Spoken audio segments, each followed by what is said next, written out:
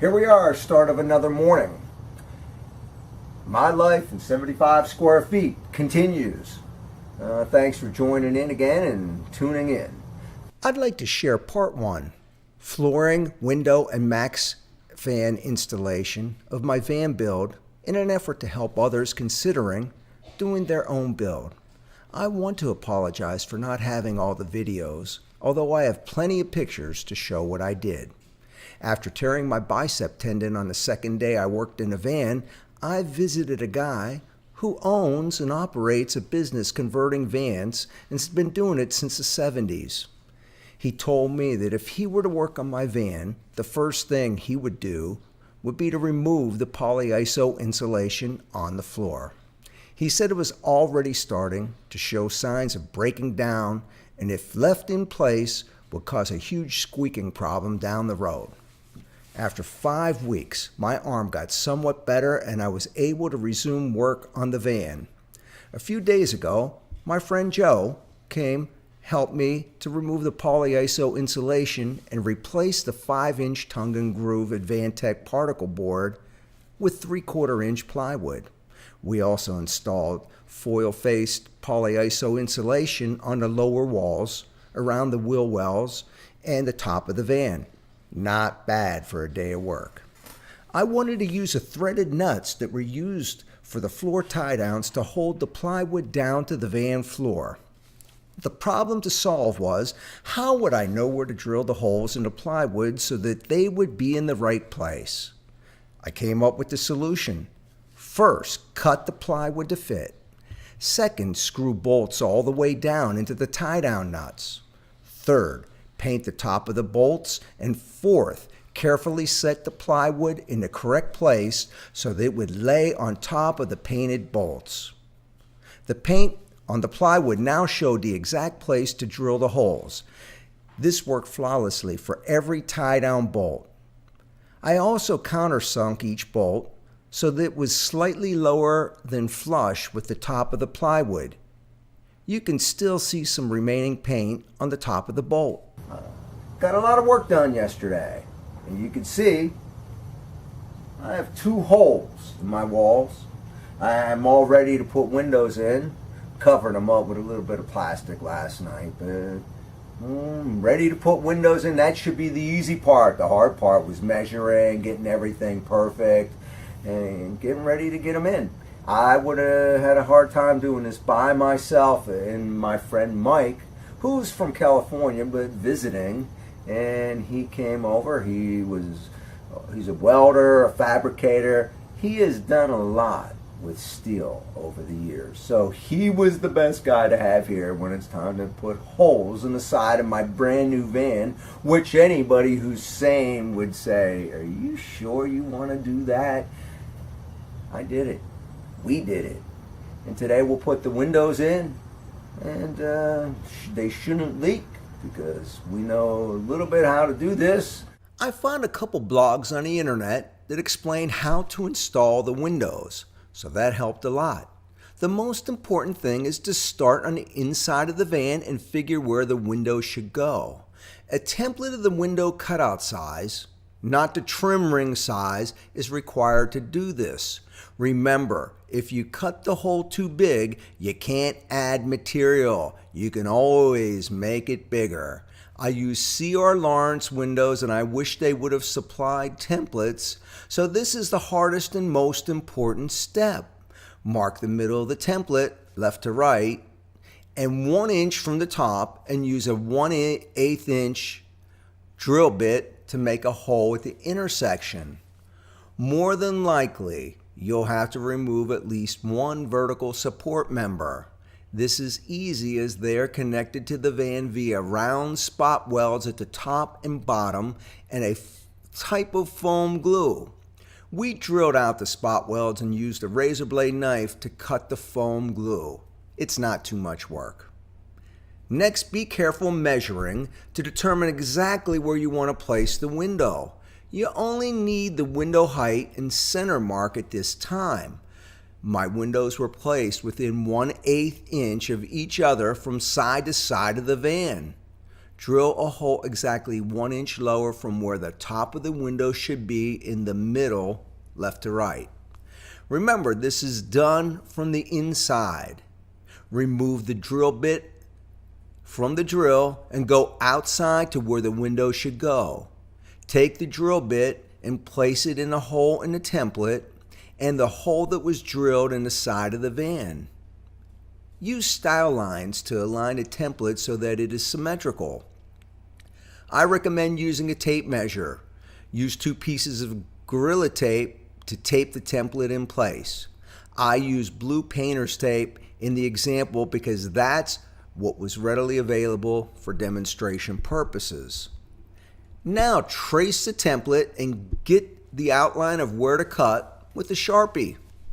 Use 2-inch wide blue painter's tape to tape around the outside of where to cut will be so the jigsaw platform will not scratch the paint of the van while cutting. Now all you have to do is cut along the line with a jigsaw. I left the line so I didn't cut the hole too big. A grinder could be used later if the hole is too small. When cutting, a lot of vibration occurs, so it's helpful for another person on the inside of the van to push back the other way.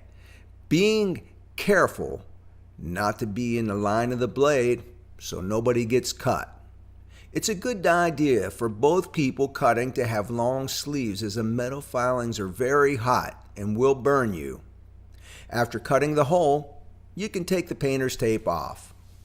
Check to see if the window fits. If the hole is too small or if there are burrs, use a grinder or file to remedy. Here's an important secret. The metal filings coming from the jigsaw blade are hot and can melt into the clear coating, and within about a month will start rusting, going deeper and deeper and eventually getting to the metal, causing rust. It's very important to cover any paint and to thoroughly clean all metal as soon as possible after cutting. You were warned. A window frame has to be built so there's something between the van sheet metal and inside wall panel. This frame is pretty easy to build and you can use a template that was used to cut the window opening. I made mine out of pieces of 5/8 and 3/4 inch plywood. It's important to measure the depth of the walls and make a frame with a width that is within about 1/8 of an inch. Use a template to mark each layer of plywood for the frame. This time, cut the line so the hole is larger than the window hole in the sheet metal so the window will fit. I use sheetrock screws to screw the layers together. Once built, I use SqFt 221 polyurethane adhesive sealant to glue the window frames to the van sheet metal. Use as many clamps as possible to secure the frames. Also, be sure not to tighten the clamps too much as this causes dimples in the sheet metal. Also, if too tight, the SqFlex will be squeezed out and there won't be anything to glue the frames to the metal. I covered each window opening with plastic to let the SqFlex dry overnight. I used 3/4 inch butyl tape to install the windows the next morning by using butyl tape in between the outside trim of the window and the van sheet metal skin. Butyl tape is very sticky. I installed the inner window trim ring and tightened up the screws until the butyl tape oozed out between the outer trim ring and the van sheet metal. Today I'll be installing a Maxx Air Fan. That was a decision because I know everybody likes fantastic fans. When I did research, I was going to initially use one. Decided for the Maxx Air because I like the way it is and the way it has a little overhang so that no water can get in, and you could actually run it in the rain. Installing the Maxx Air Fan is pretty easy if you install it at the front of the cargo area just behind the front seats. Chrysler must know that people are converting their cargo vans into camper vans because there is a place to install the fan where the rib spacing is perfect for fan installation. If my memory is right, the cutout for the fan is 14 inches. So all you need to do is cut out a 14-inch square. You'll have to check the exact dimensions, as I did this about 6 months ago. I also believe that the cutout for a Fantastic fan is the same as the cutout for a Maxx Air fan. Cutting should be done the same way that the windows were cut out, like taping around the outside of the cut lines with blue painter's tape. I'm going to stress again that something needs to be done so the metal shavings don't work their way into the clear coat and cause rust a month or so later.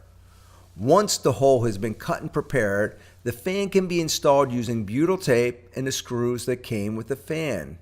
Note that 16 screw holes must be drilled in the sheet metal roof for installation. Again, the metal shavings from drilling are hot and can work their way into the paint and cause rust. I can't stress this enough. Care must be taken. This might be the best tip you ever get for building a camper van. Once the fan is installed in the roof with butyl tape and all 16 screws have been installed, I used Eternabond RSW 450 roof seal white sealant tape to tape around the perimeter of the fan to prevent further water leakage. A frame similar to the window frame, about 2 inches wide and 1 inch deep, is required for the fan for the ceiling. An easy way to get the frame to fit over the screws is to hold it in place as close as where it should end up and tap the frame with a rubber mallet so the screws will penetrate the frame. Now the frame will be marked where holes need to be drilled. Drill 16 half-inch holes at each mark on the frame so it will allow room to maneuver it so it can be squared up when installed. Installing the frame is very similar to installing the frames for the windows. Use SqFt 221 and something to hold the frame in place overnight until the SqFt sets up. Done. Now windows and vent fan are complete. So, today is going to be hopefully a good day and we'll get some stuff accomplished. And I know with Mike here, definitely we'll get something done because he's good. We work good together. We rock climbed together for 25 years, saved each other's life, although he saved my life more than I saved his. So, anyhow, thanks for tuning back in and keep looking for more videos because my life in 75 square feet continues. I hope you have a good day.